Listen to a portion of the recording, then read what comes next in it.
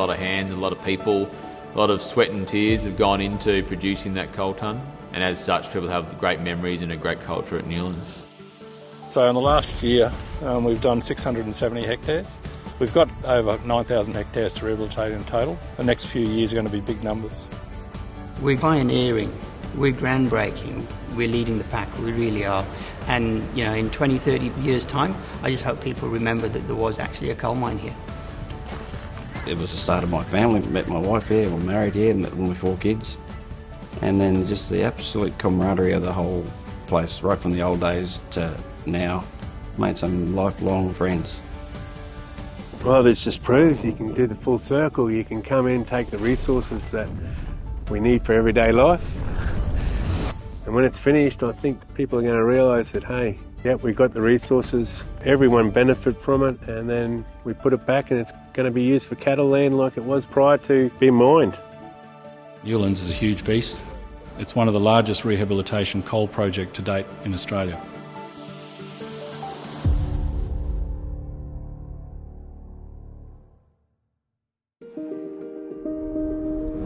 Nick Bailey, I'm the project manager in SSE at Newlands. Newlands is I suppose it's a complex. Originally it was the Newlands Collinsville Abbott Point complex, built by MIM, first coal extracted in 1983. It was, dragline, open cut pit, which progressed down dip into some undergrounds. Throughout its time, it's had 25 open cut pits, 2 undergrounds, 2 prep plants. My father actually was a surveyor and he pegged the mining lease boundaries. MIM ran the mine for quite a while until the takeover by Xstrata, and then Glencore took over from Xstrata. The scale of the project is enormous. Located in Queensland's Bowen Basin, around 150 kilometres west of Mackay, Newlands spans 15 mining leases covering over 32,000 hectares, roughly 35 by 19 kilometres. To put that into perspective, that's more than 42,000 soccer fields. Across the site, there are 25 open cut pits and ramps, along with 2 underground mining operations.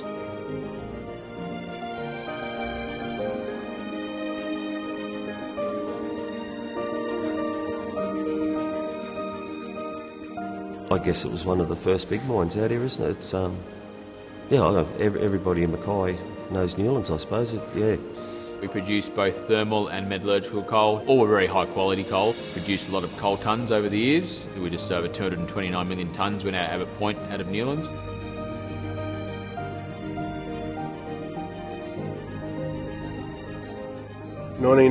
June 1998. Come here as an electrician in the wash plant. Then they turn us into operator maintainers. So you ran the plant production-wise, and if it broke down, you had to fix it. We had 5 per crew, 2 electricians, 2 fitters and a boiler maker. When the plant was rock and roll and the trains were getting loaded, it was great. But then there was times where she'd break down and she'd break down, and you were bum hanging out, going for it, head down, bum up and going for it, flat bicky. And you rolled with the punches. Underground at Newlands was hard work. It was very hard work, but being with the crew, the crew is what makes it, and everyone knows their role. Everyone knows their role, so everything just works out when your crew is good and they know what they're doing. Yeah, when the coals come in, everyone's happy. Everyone's happy. Hearing the picks, hearing those picks cutting against coal, that's ideal. That's what you want. There's a scratchy noise it makes.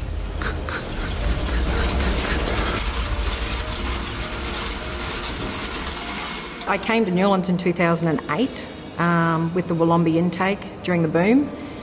I was an operator for 4 years on and off, and then in 2012 I went to dispatch full-time.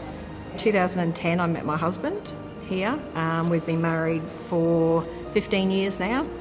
If Newlands didn't give me a chance to be a green skin operator, I wouldn't have met my husband. Up till I started in 2010, never worked at a place like Newlands Coal before. Hence why I've been here so long. It was a really good culture, and then that would flow into the town as well. So I lived in the town since 2010 to 23, and that same sort of positive culture and good people made the difference. Newlands was renowned for a can-do attitude. It was awesome. We had the best workforce And that's the truth.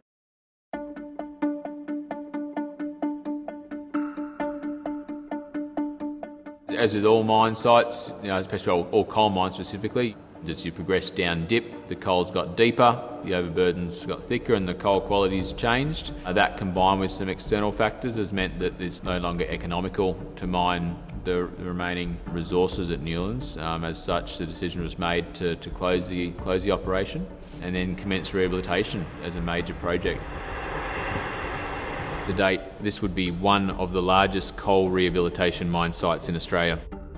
The rehabilitation that we do here is basically taking the landform as it is post-mining, once basically all the coal been extracted. We push all the dirt back into the voids, that then gets topsoiled, then we plant our trees or actually just seed it. It's all about sustainability. So a couple of years ago when we started to go into closure, we did a survey to come up with a motto for Newlands going into closure, and the winning entry was back to the bottle tree. That's about returning the land back to either native vegetation or a usable state. In early 2023, Newlands transitioned from a fully operational coal mine to a rehabilitation mine. On the last day of operations, we're taking coal out of the pit. The next day, we're taking dirt back down the hole. We transition our whole workforce over from an operation to a project, along with our equipment and all our maintenance people as well. And we've been actively training and mentoring people in new skills, particularly in the civil execution phase and right down to the maintenance, maintaining smaller gear rather than bigger gear. It's been a big mind shift, but it's probably also just understanding the complexity of it all has taken a lot of time to get your head around. It's quite different than mining coal, that's for sure. Rehab is not necessarily overly complex, but it takes a lot of work and a lot of planning, and a lot of resources to get it done. 85% of our entire land that we've got under the mining list will be returned to grazing. The other 15% will be returned to native vegetation. There's a lot of components to it. Even before we start doing reshaping of our overburden and spoil dumps, we do a lot of geochemical testing so we know what our spoil quality is like. So that then guides the way that we reshape the land, making sure the landform is stable and self-sustaining. In the rehab phase, I feel busier than we were prior, mainly due to the amount of equipment we've got now. Some bigger equipment's gone from site, and now we've got a truckload more smaller type equipment to manage. So my job is capping over the tailings dams that have been created during the washing process of coal. And so we have 4 dams to cap. Yeah, so we're using 785 haul trucks to cap down here. We've got a D11 dozer pushing out. They cart about 120 tonne load. We tip it on top and then the dozer carries it out, and we try and cap in a uniform fashion, and that's so we load the face evenly right across. Timeline here at Newlands, we're looking around 2028 to finish all the bulk earthworks and all the pushing of the dirt and planting of seeds and all that sort of stuff. After that, we're probably looking at relinquishment around 2038. That is best case scenario, everything grows, we don't have to go back and do additional reworks. And then by that time, the government will give us permission to hand it back to the property owners and they'll start running cattle on it again. I don't think we quite fully understood the gravity and the volume of work that would come with it. I talked to a couple of people and they thought that rehab would be easier, and even some of us production supervisors, superintendents said, no, it's harder. It's harder than mining because the next strip isn't just there. We're learning something new every time we go to the next area. It's a different geometry, it's a different soil type, it's just really challenging. I am an extremely small cog in a very, very big engine. My biggest moment of pride was probably when we completed Ramp 9. I'd seen it as just a final pit with sheer walls and not very good rehabilitation behind it. It's now this beautiful bowl-shaped final void that's going to be a really, really good habitat in the future. Coming here and seeing this is This is what every enviro on a mine site aspires to see. We're putting the land back to what it used to be. That's right. This is awesome. It's just so good to see. Oh, that's right. We've even gone in a sustainable grazing trial with Glenden Pastoral Company, where we had areas that were bare, and we used cattle to basically make a change to a productive landform. That worked in really well, and it's just showing that mining can work in with agriculture as well.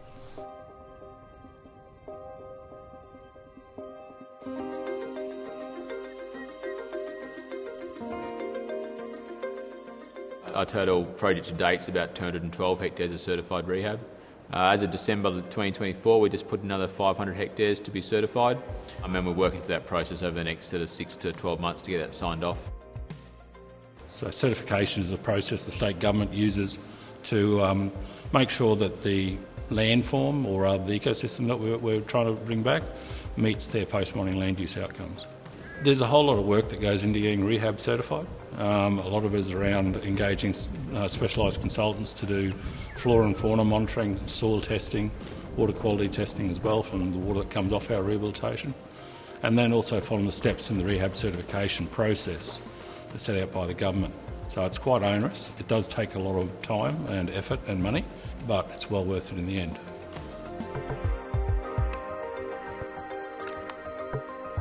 I think we're a very, very good example of how the industry should and could return the land back to the property owners. I actually spoke to an employee a couple of months ago, and he was a ringer on one of the stations pre-mining, and he says he's gone, seen what we're doing, he's seen the rehab, and he says that the land that we're handing back is better than the land that we took on, which is really, really encouraging. This is probably the best rehabilitation in central Queensland I've ever seen. The work done here was done in a perfect manner. We've even had the Department of Environment come out for a visit late last year before a lot of this reshape work was done, and stood on a bund, looked out over here, and I asked them, can you tell me where the mine used to be or the pit used to be, and they couldn't answer.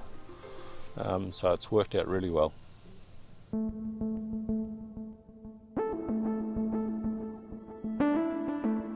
From a site perspective, people, uncertainty, transition has been hard. The word closure is not necessarily that well accepted. We had talked about this rehabilitation, but it is actually a closure. It's not just rehabilitation as if we're doing it whilst we're mining. So, and you can see that now as we start demolishing buildings around us. It really is working towards the end. So that's definitely played on people's minds. So right here would have been the old control room of the wash plant, what they used to call the ivory tower. It was as high as the wash plant, so 4 stories high, and the control room was at the top, so you could walk straight out of the control room, straight into the plant on the top floor. So the underground operations ceased in 2016. We were one of the last crews on it. We just turned the machine off, and that was it. Because we were meant to start night shift that night, and I got a phone call at 4 o'clock telling me not to bother coming in. We'd done the last shear on the longwall, and said, yeah, don't bother coming in, that's it, we're finished. What am I going to do next week? What am I going to do? What am I going to come and drive trucks? Am I going to transition to the open cart? Am I going to take a redundancy? It's just, that was going through my mind for the month or the months ahead, just wondering what I'm going to do. As part of the closure program, Glencore and the site of Newlands were keen to support our people and their development during and also after Newlands. For example, last year we kicked off a program to try and get our employees certificate in surface extraction, which you generally wouldn't obtain if you're just in the day-to-day business. We've worked on upskilling and getting certification for our maintenance team to have some recognised RIIs in the industry. We also continue working upskilling our workforce, whether it be in the field or in the ENC team or in the survey team or the tech services team, just working on people development so that people leave here better and more trained and hopefully prepared for whatever their future may bring them. The redeployment process for us is, it's very open, and I think that's a great thing coming from a company to be so supportive of where their employees are going to go next. Myself, I've stepped into my new role, and hopefully I can extend that into my next career path within Glencore. So even though it's a closure, it's still growth. Every single one of our workforce either got a job somewhere else within Glencore, or there was only 10 that just wanted redundancies, so they got redundancies, but every single other person at the wash plant got a job at another wash plant in Glencore, either Collinsville, Arle or Oakey. It's sad but exciting times. I think being part of digging all the holes in the ground and now being part of putting it all back together is a nice feeling. So yeah, hopefully we leave a lovely legacy.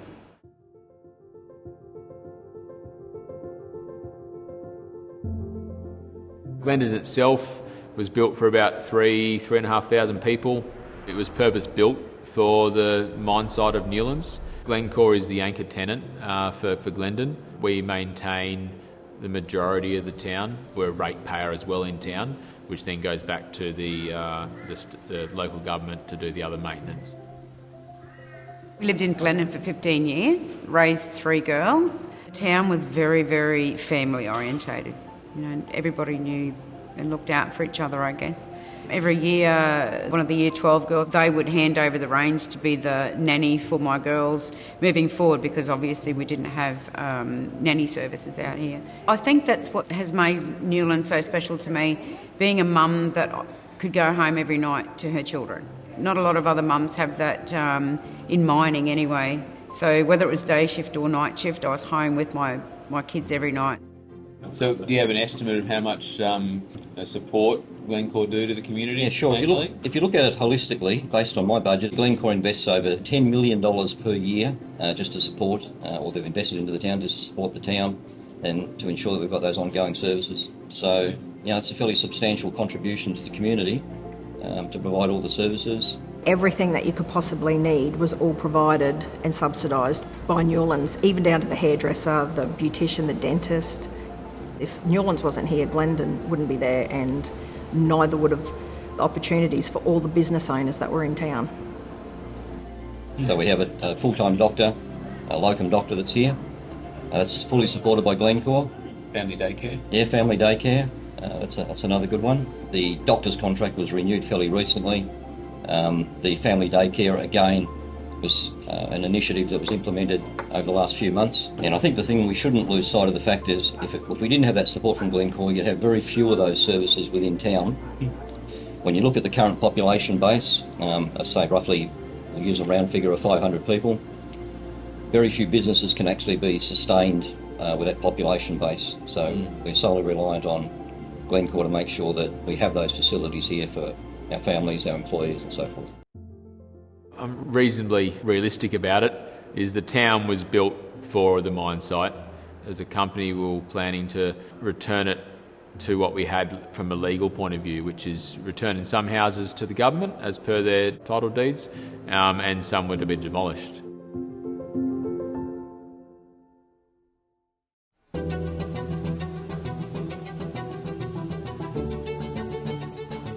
Newlands has given me a lot. It's given me a place to raise a family, and not only that, it's given me a great career. I find it hard to want to leave. I want to contribute to the end. So I've got a lot of loyalty to Newlands. They've given a lot of first to everybody new to industry, the housing, the jobs associated with it, the fundraising events. I hope Newlands is remembered for more than just being a coal mine in the Bowen Basin.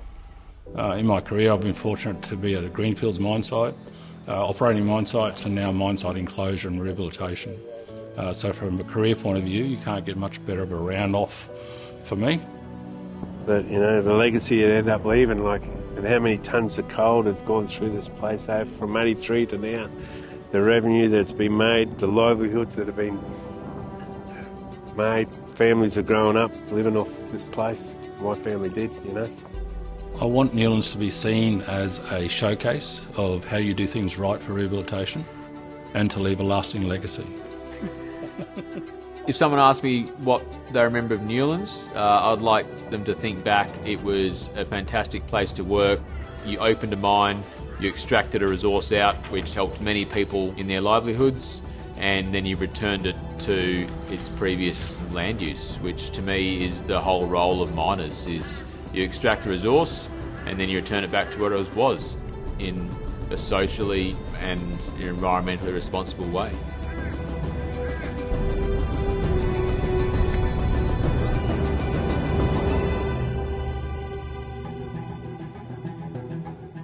Over its life, Newlands has had thousands of employees through the gates. The success of this coal mine contributed to community and governments, but the people are the ones who made it the success it was.